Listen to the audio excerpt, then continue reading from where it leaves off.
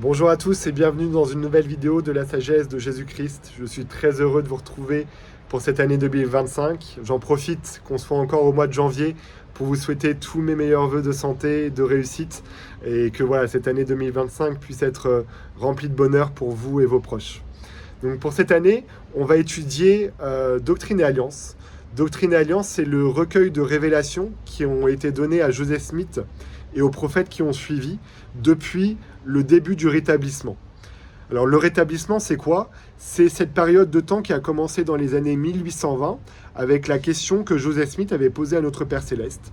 La question était assez simple. Joseph Smith, il voulait savoir dans quelle église il devait aller pour adorer Jésus-Christ. Et donc, vu qu'il y avait beaucoup d'églises, il y en a encore beaucoup aujourd'hui, Joseph Smith était parti prier pour demander directement à Dieu. Et quand il a prié, il a vu Dieu et Jésus-Christ qui lui sont apparus. Et Jésus-Christ lui a expliqué que l'église qu'il avait établie lorsqu'il était vivant, avec 12 apôtres et l'autorité qu'il leur avait donnée, cette église avait été perdue. Et qu'en fait, il avait suivi une grande période d'apostasie où en fait, chacun avait suivi un petit peu sa voie, mais que pour préparer sa seconde venue, Jésus-Christ allait rétablir son Église, il allait redonner son pouvoir pour préparer sa seconde venue. Et donc, ce rétablissement a commencé du coup en 1820, avec cette première question. Jésus-Christ a renvoyé Jean-Baptiste pour redonner le pouvoir de baptiser. Il a renvoyé ensuite Pierre, Jacques et Jean pour redonner la prêtrise, pour faire tout ce qui était don du Saint-Esprit, mariage, etc., etc. Il y a eu beaucoup d'autres prophètes des temps anciens qui sont apparus et qui ont redonné leur pouvoir pour justement préparer le retour de Jésus-Christ. Et donc aujourd'hui, je voudrais vous partager certaines des choses pour lesquelles je suis reconnaissante avec le rétablissement.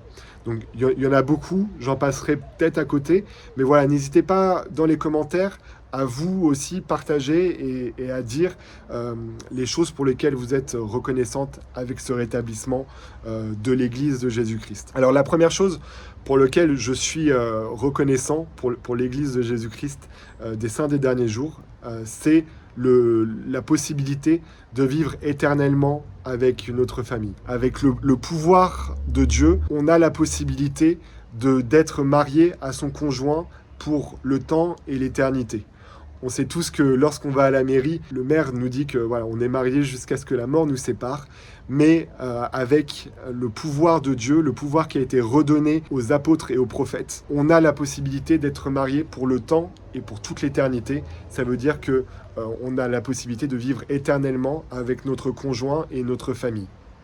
Et donc ça, c'est une des choses pour lesquelles je suis extrêmement reconnaissant, parce que même si on a parfois des prises de bec avec ma femme, comme la plupart des couples, et ben je suis quand même reconnaissant de savoir que les efforts qu'on fait ne sont pas en vain et qu'un jour on pourra vivre éternellement ensemble avec une compréhension parfaite de l'un et de l'autre. Donc ça, c'est le premier point. Le deuxième point pour lequel je suis très reconnaissant, c'est justement pour les apôtres et les prophètes. Les prophètes qui ont cette capacité de nous instruire et de nous guider à notre époque, de nous faire voir les pièges que Satan nous tend pour nous dévier du chemin étroit et resserré qui mène au Christ. Et ben, les prophètes ont cette capacité de nous guider. Et donc je suis extrêmement reconnaissant pour le prophète vivant, Russell M. Nelson, ainsi que les apôtres qui peuvent nous guider. Parce qu'on est tous d'accord qu'on peut recevoir des révélations personnelles, mais le prophète et les apôtres donnent les grandes lignes de direction. Et pour cela, je suis très reconnaissant. Je suis très reconnaissant aussi pour le livre de Mormon, qui est un autre témoignage supplémentaire que Jésus est le Christ. Pour moi, le livre de Mormon, c'est le livre, lorsque je l'étudie, je me sens plus proche de Dieu. La Bible aussi, mais particulièrement le livre de Mormon, j'arrive particulièrement à m'identifier aux personnages qui ont écrit leur histoire dedans, que ce soit Néphi, que ce soit Moroni ou Alma. J'arrive à mieux savoir comment je peux calquer ma vie sur leurs exemples pour être un meilleur disciple de Jésus-Christ. Donc je suis très reconnaissant aussi pour le livre de Mormon. Je suis reconnaissant aussi pour le pouvoir de la prêtrise qui a été rétabli. Le pouvoir de la prêtrise, c'est ce qui nous permet donc de faire les ordonnances, que ça soit du coup le baptême, le mariage, le don du Saint-Esprit, mais aussi les bénédictions de santé. Dans la Bible, on lit que les apôtres imposaient les mains en oignant les personnes d'huile et que par le pouvoir de Dieu, ils pouvaient guérir les malades. Et je suis très reconnaissant de pouvoir avoir ce pouvoir qui a été rétabli dans l'Église de Jésus-Christ et de pouvoir moi-même faire des bénédictions aux personnes qui sont malades. Et j'ai eu plusieurs expériences que je ne partagerai pas forcément dans cette vidéo, où en faisant des bénédictions, les personnes ont pu soit retrouver leur santé, soit retrouver un second souffle pour vaincre la maladie. Je suis très reconnaissant aussi pour les temples. Dans l'Ancien Testament, on fait la grande différence entre la synagogue et les temples, où les deux n'avaient pas la même fonction. Et je suis très reconnaissant qu'avec l'Église de Jésus-Christ des Saints des Derniers Jours, il y a eu ce rétablissement des temples. Vous le savez, chaque dimanche, on va à l'église, mais on a la possibilité d'aller aussi au temple, où les temples, c'est dans ces endroits-là où on va pouvoir faire des ordonnances, donc par exemple le baptême ou le mariage pour nos ancêtres qui sont décédés sans avoir connu Jésus-Christ. Et je suis très reconnaissant de pouvoir leur donner l'occasion d'accepter ou non ce baptême ou ce mariage, mais voilà, de savoir qu'en fait, Jésus-Christ, c'est pas un Dieu qui sélectionne les personnes, c'est le Dieu de toute l'humanité, et c'est pas parce que certains de nos ancêtres n'ont pas connu Jésus-Christ qu'ils ne seront pas sauvés. Au contraire, on a la possibilité, grâce au temple et aux ordonnances qu'on fait à l'intérieur, de leur donner cette seconde chance de connaître Jésus-Christ et de pouvoir accepter son évangile. Donc je suis très reconnaissant pour les temples.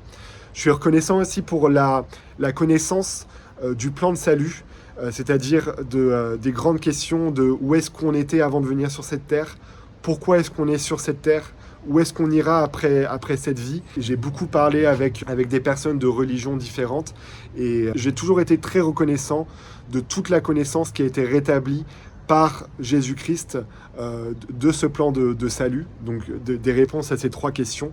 Pareil, je ne vais pas répondre je ne vais pas donner les explications à ces trois questions-là, mais je suis très reconnaissant de savoir d'où je viens, pourquoi je suis là, et où est-ce que je peux aller après cette vie, selon ma fidélité. Et j'en suis très reconnaissant parce que ça m'apporte beaucoup d'espoir et ça me permet de relativiser beaucoup de choses dans cette vie. Quand il y a des moments de déception, et ça me permet de me rappeler que notre vie ne se résume pas à cette expérience mortelle. Donc voilà, c'est les principaux points qui me viennent à l'esprit et pour lesquels je suis très reconnaissant. Et donc voilà, je vous invite à partager en commentaire, vous, les points pour lesquels vous êtes reconnaissant si vous êtes membre de l'Église. Et si vous n'êtes pas forcément membre de l'Église, n'hésitez pas aussi à poser des questions sur l'Église de Jésus-Christ et je serai très heureux de pouvoir y répondre. Alors voilà, je voulais faire cette vidéo. Cette vidéo, elle s'adresse à trois types de personnes. Elle s'adresse d'abord aux membres de l'Église. Des fois, on peut avoir, en tant que membre de l'Église, on peut être un peu habitué à toutes ces choses-là. Le temple, le mariage éternel, le plan de salut, le prophète, les apôtres. On peut être un petit peu habitué à tout ça. Et on peut ne plus se souvenir à quel point on a de la chance d'avoir toutes ces bénédictions. Et du coup, des fois, on s'y habitue et on ne les partage plus comme on devrait. Mais voilà, de prendre conscience de tout ça, personnellement, moi, ça me donne envie de le partager avec le plus de gens possible autour de moi, afin qu'eux aussi puissent goûter à ces bénédictions-là. La deuxième catégorie de personnes à qui s'adresse cette vidéo, c'est aux personnes qui ne sont pas encore membres de l'Église, mais c'est justement de venez voir l'Église que Jésus-Christ a rétablie. Son royaume de Dieu est en train d'être rétabli sur terre pour préparer son retour. Et venez voir parce que vraiment, ça vaut le coup. Je ne sais pas trop comment le dire différemment, mais je vous promets que si vous venez voir et que vous essayez, vous trouverez vraiment du bonheur, de la joie et du sens dans votre vie. Et la troisième catégorie de personnes à qui je voudrais m'adresser, c'est toutes les personnes qui étaient membres de l'Église et qui s'en sont éloignées pour différentes raisons. La question que j'aimerais poser, c'est: vous avez connu toutes ces bénédictions et maintenant, où est-ce que vous allez pouvoir trouver autant de choses? Où est-ce que vous allez pouvoir trouver une église qui vous explique le plan de salut comme ça a été expliqué dans l'église de Jésus-Christ? Où est-ce que vous allez pouvoir trouver la possibilité de vous marier au temple pour l'éternité avec votre conjoint? Où est-ce que vous allez pouvoir trouver la possibilité de faire des ordonnances pour vos ancêtres? Où est-ce que vous allez trouver la possibilité de trouver des prophètes et des apôtres qui ont les révélations pour notre époque? Voilà, donc c'est ces questions, et je vous invite, si vous êtes éloigné pour différentes raisons, à revenir, parce que on a besoin de vous, on a besoin de tout le monde pour préparer le retour de Jésus-Christ. Voilà, donc j'espère que cette petite vidéo vous aura plu. N'hésitez pas à la partager avec les personnes qui pourraient en avoir besoin. Et je vous retrouve très vite pour du coup étudier Doctrine et Alliance cette année. Et je vous souhaite à tous, encore une fois, une bonne année, et je vous dis à bientôt. Au revoir.